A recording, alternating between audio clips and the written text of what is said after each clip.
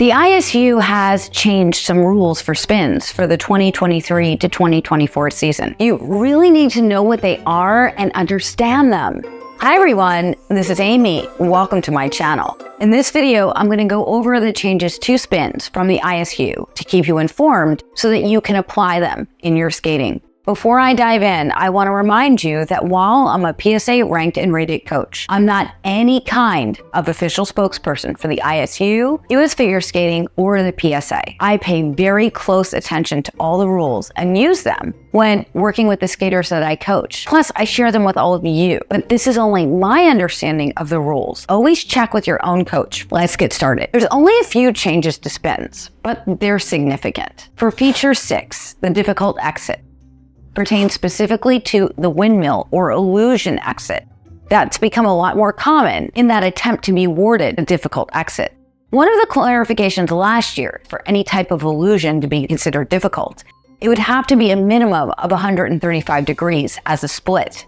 That remains the same, whether you're using an illusion as an exit or an entrance, or even doing multiple illusions as a non-basic variation. Anytime that illusion or windmill is being used, the 135-degree split requirement is in place. We all know that, right? Now they've added that your illusion or windmill must be on the spinning foot for it to be considered difficult. So you can no longer change feet when you're executing a windmill to get a difficult exit. It's best to follow these rules closely whenever a windmill is involved. For any other difficult exit, when it comes to a spin in one position or a flying spin, it must be started from the basic position of the spin.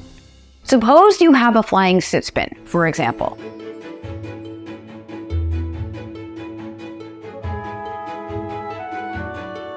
The basic position would be that sit position. So your difficult exit would need to begin from the sit position. That means you cannot rise up and wind up into that upright.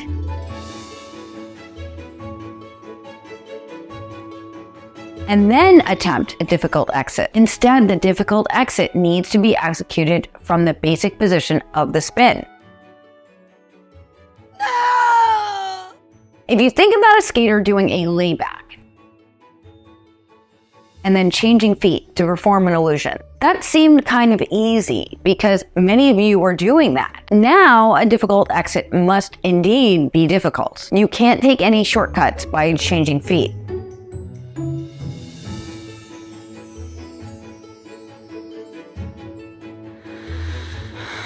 No.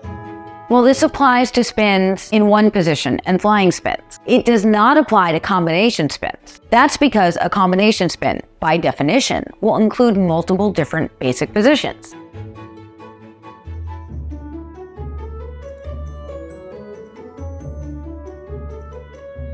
A difficult exit can be initiated from any basic position within your combination spin. This would also apply to being able to initiate a difficult exit from a non-basic position as well. You still can't perform the illusion on the other foot in a combo spin as your exit, but a difficult exit can be from any position within a combination spin. To be clear, suppose we're talking about a sit spin again. If you were going to do a difficult exit from that sit spin, it must be from the sit position.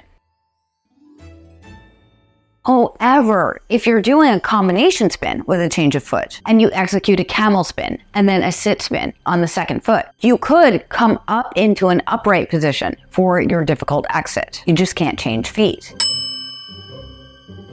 If we're looking at a juvenile and below skater performing a spin in one position with no change of foot, let's say it's that sit spin again, you can't come to an upright and then attempt your difficult exit. You need to initiate that difficult exit directly from the sit position. Moving on to spinning in both directions. This is feature 8.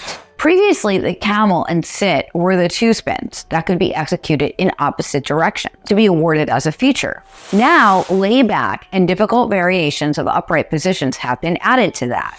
When both directions are executed on the same foot, one turn or one change of edge is permitted when changing directions. So, when you're stepping into the second direction, suppose you pull out on a backward inside edge and step onto a forward inside edge. That would be one change of edge. You could not do 2 edge pulls and a wind up to get more power for that second direction though. This is just connecting the first spinning direction to the second spinning direction. The feature is counted on the foot it's executed on. That wraps up the ISU changes for spins. I have more videos coming up with well-balanced program requirements, as well as Excel and Compete USA when those come out. So remember to subscribe and ring the bell so that you never miss a video when I post it. If this video helped you, please give it a like and share it with somebody else you think it could help. Just post it to your social media too. I have more rule change videos right here. And over here's a video that YouTube thinks you might like. This is Aimée. Happy skating. I will see you real soon. Thank you for watching. Bye.